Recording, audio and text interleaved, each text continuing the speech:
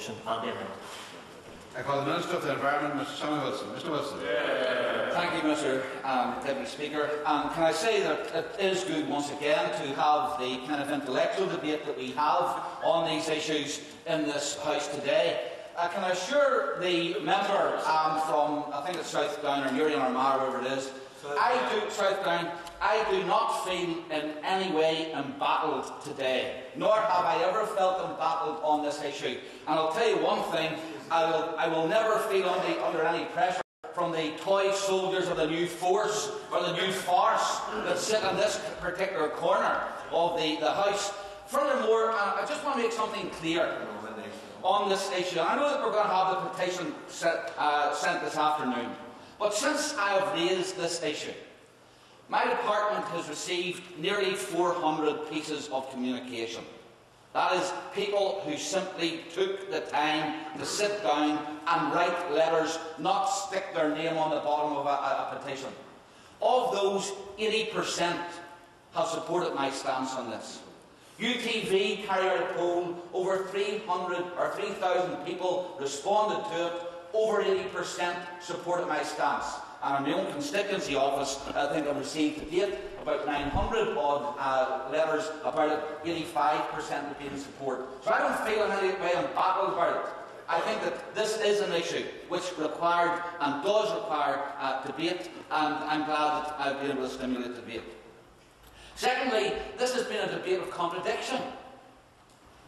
I think that if anybody looks out in the car park of this assembly, I counted them this morning as I came in, and one of them is my own, so I'll just admit that now. There were 10 4x4 2.5 plus litre vehicles out in that car park.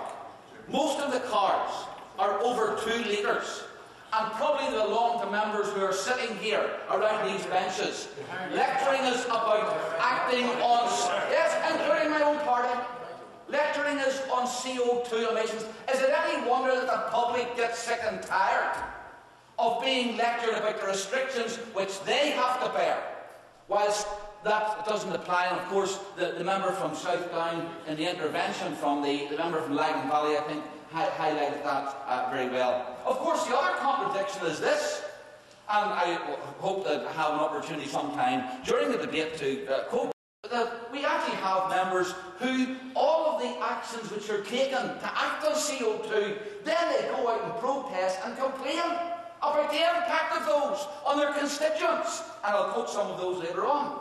And of course, the other contradiction, the ultimate contradiction has been pointed out as well, is that we have nationalist parties who are saying to me, rather than have the imprint of this assembly on any action which is taken on energy saving, etc., we should simply follow poodle-like DEFRA at Westminster, even though DEFRA have made it clear to me and to the Scottish Minister and to the Welsh Minister and indeed to the EU that they wish to follow an England-only campaign. So there's a fair number of contradictions, of course, in this debate. And I just want to look at some of the individual comments that have been made. The debate didn't start off too well, I've got to say, when Mr McClarty, the member from East Londonderry, started off with a quote. He started off with a quote from one of the presidential hopefuls in the American elections. And to start off your speech with a quote from a loser is not really a very good start, I've got to say. But then, of course, a party of losers probably will always want to quote losers. But let's look at some of the things he said. He said, first of all, my stance makes people in Northern Ireland look like dangerous radicals. And I think he probably meant dangerous nutcases. Now, if we actually look at the... If we actually look at some of the people who are on Mr McCarthy's side, and let me just give him some examples. They're recorded in the papers this week. And maybe some of the members should do some reading on this. In the Times this morning, Gordon Brown's leading Green advisor, here's his solution to the dilemma that we face with climate change. We have to cut the UK population by 30 million.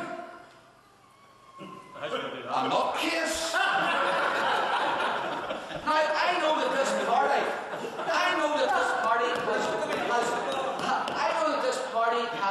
has proposed that maybe this assembly should be cut in half, but we don't mean eradicate them. We just mean get them out of the place to save a bit of money. But this is what's the chief advisor, the Green advisor to Gordon Brown. Or let me quote Mr. James Lovelock. It'd be an interesting book to read. It was serialised in the Sunday Times. I bought it because when I read it in the Sunday Times, I thought maybe the paper had quoted him wrongly. But Mr. James Lovelock, he goes even further. He says that the proposals or the things which have to be done to solve this problem are so radical, we might have to suspend democracy. I'm not kidding. Or take John Hanson, who recently gave evidence at the King's North, the public inquiry in the King's North coal power station. He compared it to the gas chambers.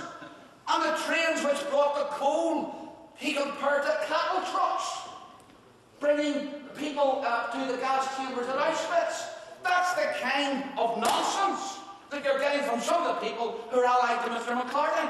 But then, of course, Mr. McCarthy went on and I want to say this. He talked about the importance of energy-saving messages. I have no difficulty with energy-saving messages. And indeed, this executive puts out energy-saving messages.